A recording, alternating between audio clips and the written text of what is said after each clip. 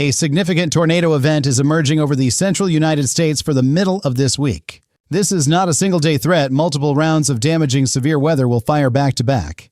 The atmosphere is loading fast, deep Gulf moisture streaming north into a wind field that will not quit. Rotating supercells capable of producing strong tornadoes are expected Wednesday into Thursday across a wide corridor. 79 million people sit inside a slight risk zone today, and that number is about to grow.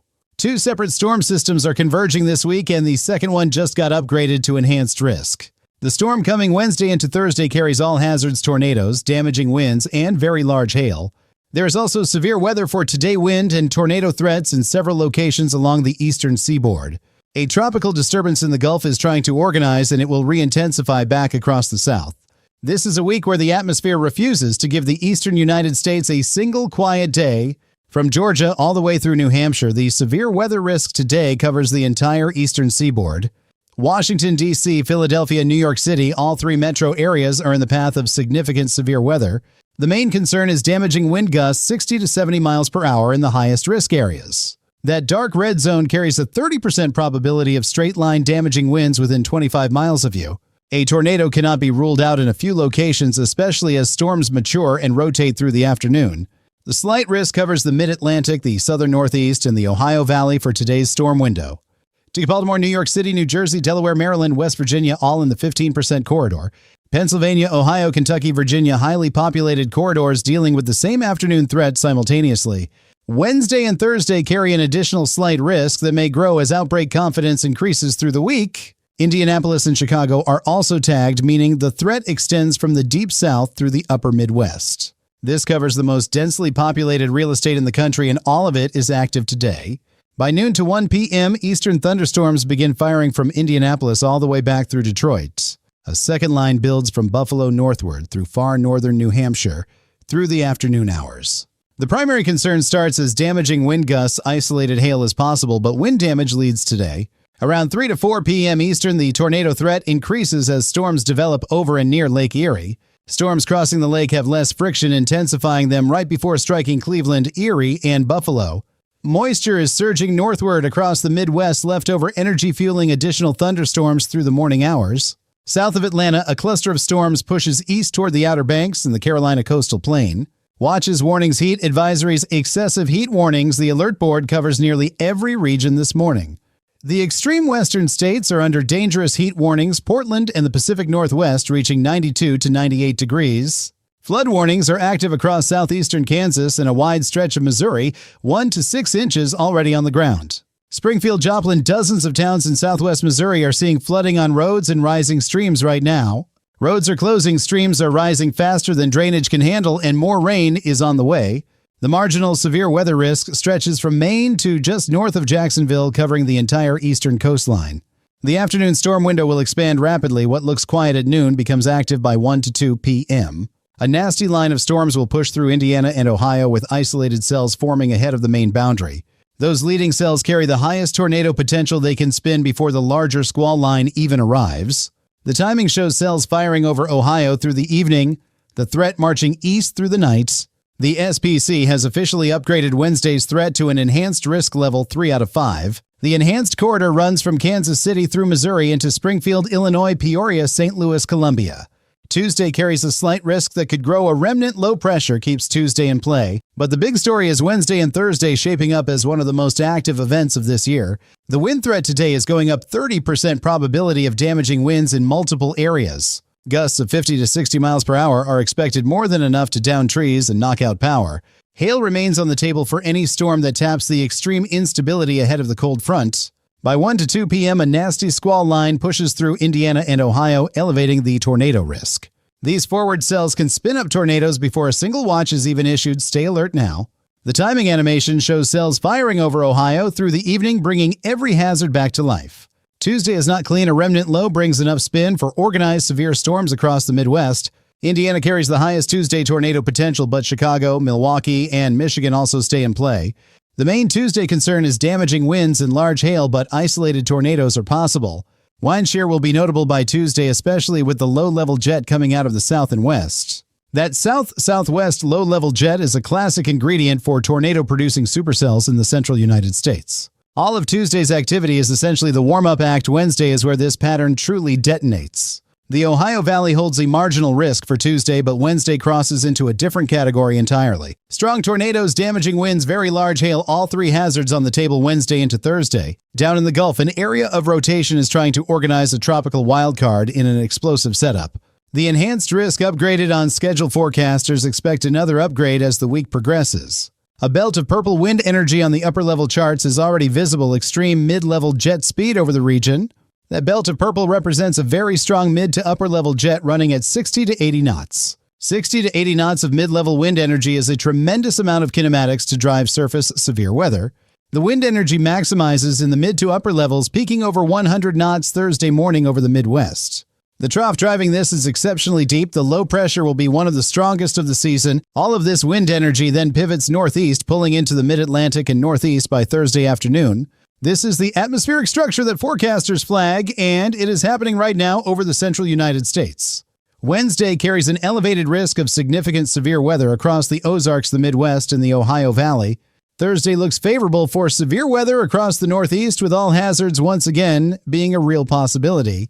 High-resolution model data for Wednesday is not yet available, but the pattern shows a powerful low pressure driving the event. As Wednesday afternoon arrives, that low pressure will organize everything into a multi-hazard severe weather day. The atmosphere is primed, the ingredients are locked, and confidence for a Wednesday outbreak is exceptionally high. The enhanced risk for Wednesday is growing. Another upgrade is expected before the event arrives. Eastern Kansas, Missouri, southern Iowa, western Illinois, all facing the most significant severe weather threat of the week. The risk carries into Indiana as well. Strong storms push through Wednesday night into Thursday morning. For Thursday, the system tracks southward, bringing 50 to 60 mile-per-hour wind gusts across the deep south. The Ohio Valley is Wednesday's bullseye, but the threat spreads beyond any single corridor as the day progresses. This setup will grow toward Tennessee and Kentucky by Wednesday afternoon, expanding the zone of maximum concern. The low-level jet in Wednesday's enhanced area starts at 40 to 60 knots and accelerates through the evening. A nasty squall line sweeps through as that jet intensifies, reaching 60 to 80 knots across Indiana. That is a massive pulse of low-level wind energy rolling across the Ohio Valley field after field of fuel. Wind screaming from the Midwest through the Ohio Valley into the Northeast at speeds that produce major storm damage. Wichita, Springfield, Louisville, Cincinnati, Columbus, Fort Wayne, Chicago, Rockford, all inside the slight risk. All hazards on the table for those cities: significant damaging winds, very large hail, multiple tornadoes possible. Wednesday could easily become a severe weather outbreak, and the word tornado outbreak is being used 4 days out. 4 days out from Wednesday, forecasters are already using the word outbreak to describe this setup. The National Weather Service and Colorado State both point toward another upgrade before Wednesday arrives. If Wednesday verifies as expected, it could rank among the most significant Midwest severe weather events this year. The window for complacency closed when the enhanced risk went up. Anyone in the corridor needs a plan now. The National Weather Service and Colorado State are locked in on Wednesday, both projecting significant severe weather. Eastern Kansas, Missouri, southern Iowa, western Illinois, all 4 states face the most dangerous day of the week. The storm carries into Indiana as the system tracks east. Indiana may see the most intense squall line activity. Thursday brings the threat east again, the same corridor, into the Great Lakes and Northeast for a second round. What starts over Kansas on Wednesday arrives over New York City by Thursday night. It is a traveling storm machine. A powerful storm system is going to plow directly through the deep south states this week. An elevated area of moisture sits right across Texas and the western deep south, a bullseye of extreme rainfall. The system then tracks through the southeast, carrying moisture through Georgia, Tennessee, and the Appalachian foothills. Both the GFS and European models agree several inches of rainfall possible across Texas and the western deep south. The heaviest signal lightens up into the Carolinas and Georgia, but a heavy rainfall flag remains across the region. The European ensemble shows moisture building over the next week, a persistently wet pattern for south-central United States. Some communities in Texas could see their wettest week of the season from this single, slow-moving storm system. A linear event, a squall line, will push through Ohio and West Virginia through the afternoon hours. As that squall line comes through, it carries damaging winds and a growing tornado threat moving east. The tornado potential rises as the line is pushed eastward. Embedded spin-ups develop as the storms mature. Then a second linear event arrives targeting western Pennsylvania, western New York, and upstate New York. New Hampshire and Maine are also in the path. The severe weather corridor reaches the northernmost corners of New England. New Jersey sees a powerful line pushing all the way to New York City, arriving near midnight before clearing. By 1 a.m., thunderstorms are already moving through New York State, Vermont, and New Hampshire right behind. By 4 a.m., flash flooding becomes serious as storms move slowly and drop rain over the same areas repeatedly. Cleveland, Erie, Buffalo, Rochester all getting hit multiple times throughout the overnight hours. At 8 p.m., rain is still ongoing across the region, then another surge of energy pushes east through the night. This is not a quick-moving event, it is a prolonged storm parade through the same urban areas for hours. The line rebuilds from Virginia toward Maryland, bringing fresh, damaging winds and an evolving tornado threat. An embedded cell within the linear structure could produce a tornado. These develop faster than warnings can track. There will be very powerful storms just for today, before the much bigger Wednesday-Thursday event even arrives. Today's threat, Wednesday's outbreak, and Thursday's continuation form a 3-day siege on the eastern half of the country. Thursday brings the powerful low-pressure system continuing east. More severe weather follows in its wake. How significant Thursday becomes depends on how fast this system moves. Stalling near Toronto means worse outcomes for Pittsburgh. The European model is showing a tropical-like signature over Louisiana and Mississippi for the Friday-Saturday period. Kentucky, West Virginia, Ohio all stay in play for Thursday impacts as the system tracks through. The flash flooding threat for Thursday is real storm total rainfall compounding on what falls today and Wednesday. Kentucky, West Virginia, Ohio, 3 states remaining under flash flooding threat on Thursday as the storm drags through. The tropical setup in the Bay of Campeche and along the Texas Gulf coastline adds another variable to the forecast. Energy is trying to consolidate in the lower levels near the Gulf, but nothing is organized at this point. Pulses of thunderstorms are firing near the tropical feature. Its organization will directly impact deep south rainfall totals. The Gulf coastline and Texas shore are focal points. Any tropical development here significantly increases southern rainfall. Even without tropical organization, the moisture flow from this disturbance pumps extreme water vapor into active storm systems. Thursday marks the 3rd consecutive day of multi-hazard weather across the eastern United States. The Gulf system has upgraded, and forecasters believe it will upgrade again as it tracks toward the coast. Wednesday and Thursday remain the primary severe weather targets, with the risk zone growing toward Tennessee and Kentucky. Ohio Valley cities currently on the edge of the risk area will very likely find themselves inside the bullseye. The atmosphere is organizing exactly as the models have been showing. Confidence is rising significantly.